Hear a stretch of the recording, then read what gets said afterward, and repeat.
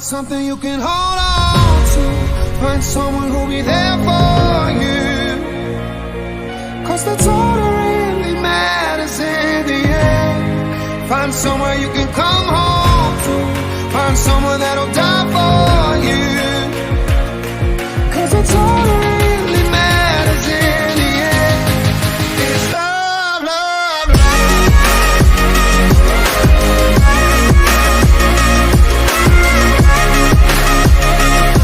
Cause that's all that really matters in the end.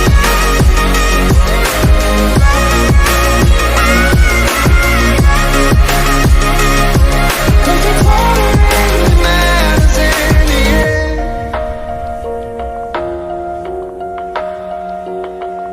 It's hard to tell the truth when you lie to yourself. Assalamualaikum semuanya. Apa kabar hari ini? Alhamdulillah, Ibu harap kita semua baik-baik saja dan diberikan kesehatan. Hari ini siapa aja yang tidak hadir, Nak? Sebelum belajar, Ibu absen dulu ya. Dengarkan namanya baik-baik. Nanti kalau nggak dengar, Ibu buat absen ya. Adelia Sakira, hadir, Nak?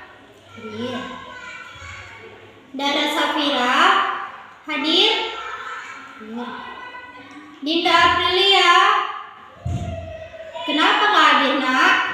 Sakit? Sakit apa dia? Demam. Oh, demam. Kanaya Aprilia, hadir? Niki Natasha, hadir. Novelia Amelda, hadir. Rafasya, hadir. Nopi, hadir. Selvi, oh hadir. Dan itu Dea. Oke, berarti yang nggak hadir itu cuma Dinda Aprilia ya, Nak? Lainnya hadir kan? Siapa yang ingin terpanggil namanya? Nggak ada kan? Udah semua? Oke. Menjelaskan tentang apa sih sifat wajib dan jaiz itu? Ibu mau bertanya, ada berapa sifat wajib itu? Ada yang tahu tidak ada berapa? Nah, berapa, Nak? 20. Nah, betul. Betul. Mulai. Nah, betul. Ada 20 sifat wajib bagi Allah ya. Ada yang tahu tidak apa aja sifat wajib itu? Apa, Nak? Wujud. Nah, betul. Yang lain ada yang tahu? Yang kedua, siapa lagi? Nah, betul. Yang kedua itu kidam. Oke, kita sebutkan satu-satu. Ada wujud, kidam, baqa, muhalafatul lil hawadisi, qiyamuhu binafsihi, wahdaniyah, qudrat, irada, ilmun, hayat, sama, basar, kalam, karidat, mudiran, aliman, hayan, sami'an, basiran. Yang terakhir ialah mutakaliman. Bahas tentang sifat wajib Allah yang pertama, yaitu wujud. Wujud itu artinya ada. Kita harus mempercayai bahwasannya Allah itu ada di samping kita, di hati kita, dimanapun kita selalu ada Allah. Namun Allah itu tidak nampak. Adanya Allah itu dapat dilihat dari alam semesta ini. Kita diciptakan dari apa? Ayo, ada yang tahu? Nah, kita diciptakan dari tanah liat. Nah, logika enggak kalau tanah itu bisa jadi manusia seperti kita? Tidak kan?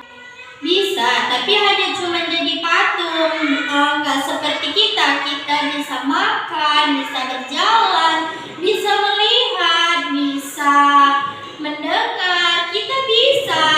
Itulah adanya Allah tadi yang menciptakan kita. Atas kehendaknya lah kita menjadi manusia yang sempurna ini. Nah, tanpa adanya Allah kita tidak bisa seperti ini. Jadi wujud itu artinya ada. Kita harus percaya adanya Allah. Dan yang kedua ialah qidam, artinya terdahulu. Begitu pula Allah Subhanahu wa taala, Tuhan pencipta alam semesta sudah pasti ada sebelum alam semesta ini diciptakan.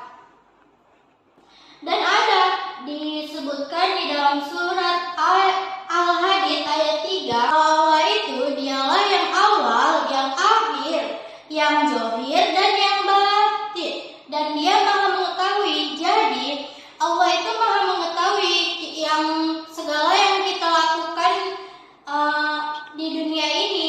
Walaupun kita bersembunyi-sembunyi, namun Allah mengetahui. Contohnya, kita mengambil barang teman kita tadi tidak mengetahui, tapi Allah tahu kita mengambil barang teman kita. Dan yang ketiga ialah baqa, artinya kekal. Semua makhluk ciptaannya pasti akan rusak, punah, mati, dan pasti tidak ada yang kekal selain Allah. Dan selain Allah pencipta alam semesta ini, dia tidak akan pernah mati, tidak akan pernah hancur, dan tidak akan pernah mati. Jadi kita tidak boleh sombong apa yang kita miliki dengan apa yang kita miliki, karena semua itu akan hancur, akan punah, akan rusak. Karena semua itu hanya milik Allah. Hanya Allah lah yang kekal, tidak pernah mati, tidak pernah punah, tidak pernah rusak. Dan yang keempat ialah mukhalafatul hawadisi, artinya berbeda dengan makhluknya. Allah Subhanahu wa taala memiliki sifat yang sempurna dan istimewa. Sifatnya sangat berbeda dengan sifat makhluknya. Oleh karena itu, kita tidak boleh makhluknya mensifati apa yang ada pada Allah Subhanahu wa taala. Sifat Allah sangat berbeda dengan para makhluknya. Jadi kita tidak boleh sombong atas rupa yang diberikan kepada Allah. Semua itu hanyalah milik Allah. Jadi, dan kesempurnaan itu hanyalah milik Allah. Dan yang kelima ialah qiyamuhu binafsi, artinya berdiri sendiri. Allah Subhanahu wa taala sebagai pencipta alam semesta muka, dia adalah Allah yang maha kuasa. Allah Subhanahu wa taala tidak memerlukan bantuan siapapun. Allah itu bisa dia melakukan apapun sendirian tanpa bantuan siapapun, tanpa kekuatan dari benda apapun yang paling canggih. Jadi Allah itu bisa berdiri sendiri. Dan yang keenam ialah wahdaniyah, artinya esa. Allah Subhanahu wa taala itu Tuhan yang Maha Esa, dan kita sebagai manusia ciptaannya, kita harus dituntut dan wajib meyakini atau mengimani Allah sebagai pencipta kita. Dan Allah itu esa. Esa itu artinya satu, tunggal. Jadi Allah itu tidak memiliki keluarga, tidak memiliki ayah, tidak memiliki ibu, tidak memiliki adik, dan dia tidak beristri, dia tidak beranak. Ketujuh ialah qudrat, artinya kuasa. Allah berkuasa atas semua yang di dunia ini. Kita sebagai manusia, kita dapat berkuasa, tapi kekuasaan kita itu terbatas. Kalau Allah, dia berkuasa atas segala apa yang ada di muka bumi ini. Dia berkuasa untuk mengubah takdir kita, mengubah hidup kita, mengubah wajah kita pun Allah bisa. Jadi kita tidak boleh sombong atas kekuasaan kita. Yang kedelapan ialah iradah, artinya berkehendak. Manusia dapat berkehendak, akan tetapi kehendaknya manusia itu bisa saja tidak terpenuhi atau tidak terlaksana seperti keinginannya. Sedangkan Allah tiada batas dengan kehendaknya, karena pada hakikatnya manusia punya keterbatasan keterbatasan dan hanya bisa berencana tentang sesuatu. Namun keputusan adalah milik Allah sepenuhnya. Yang kesembilan yaitu ilmu. Ilmu artinya maha mengetahui. Jadi Allah itu maha mengetahui baik kita melakukan yang bersembunyi-sembunyi atau yang terang-terangan. Yang bersembunyi-sembunyi aja Allah mengetahui, apalagi yang secara terang-terangan. Misalnya kita mengambil uang orang tua tanpa orang tua mengetahui, tapi Allah mengetahui bahwa kita mengambil uang orang tua kita.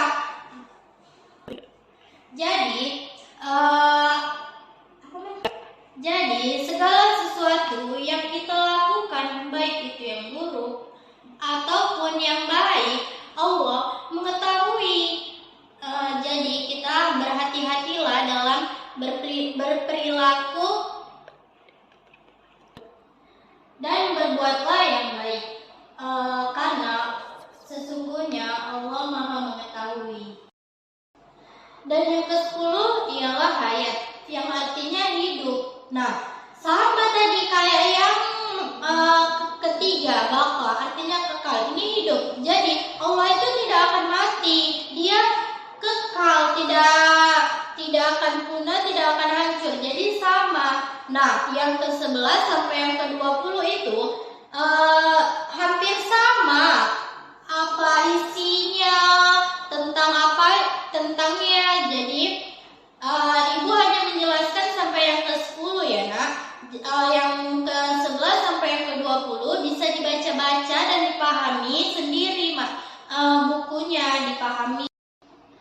Dan selanjutnya kita memasuki pembagian sifat wajib Allah itu ada 3, yaitu sifat nafsiyah, sifat salbiyah, dan yang ketiga itu sifat ma'ani. Nah, sifat yang pertama itu sifat nafsiyah, yaitu sifat yang berhubungan dengan zat Allah atau tentang kepribadian Allah. Maksudnya, sifat yang tidak bisa diterima oleh akal manusia karena keberadaan Allah Subhanahu wa taala ada tanpa sesuatu sebab atau proses adanya sifat nafsiyah hanya ada satu, yaitu wujud. Wujudlah yang termasuk dalam kategori sifat nafsiyah. Nah, yang kedua, sifat salbiyah, yaitu sifat yang melekat pada Allah Subhanahu wa taala yang menunjukkan keberadaan atau kesempurnaan Allah Subhanahu wa taala, atau sifat yang menolak yang tidak pantas bagi Allah Subhanahu wa taala. Nah, sifat wajib yang termasuk dalam sifat salbiyah ini ada 5, yaitu qidam, baqa, mukhalafatul lil hawadisi, binafsihi, wahdaniyah. Dan yang ketiga ialah sifat ma'ani, yaitu sifat yang pasti ada pada zat Allah Subhanahu wa taala. Dan sifat ini, yang tergolong sifat ini ada 7, yaitu qodrat, iradah, ilmun, hayat, sama, basar, dan kalam. Nah, sekarang kita membahas sifat wajib, sifat jaid bagi Allah. Sifat jaid ini berarti Allah boleh berbuat atau boleh tidak berbuat sesuatu atau tidak berbuat sesuatu. Nah, jadi Allah itu berkehendak atas semua itu. Jadi kita tidak bisa menebak apa sih untuk kedepannya. Kita tidak bisa menebak di mana kita harus, bagaimana kita mau kemana. Nah, itu hanya kehendak Allah. Kita tidak bisa menebaknya. Itu hanya Allah lah yang tahu. Nah, berhubung jam kita sudah habis, sampai di sini pembahasan kita hari ini ya, Nak. Ibu akhiri dengan assalamualaikum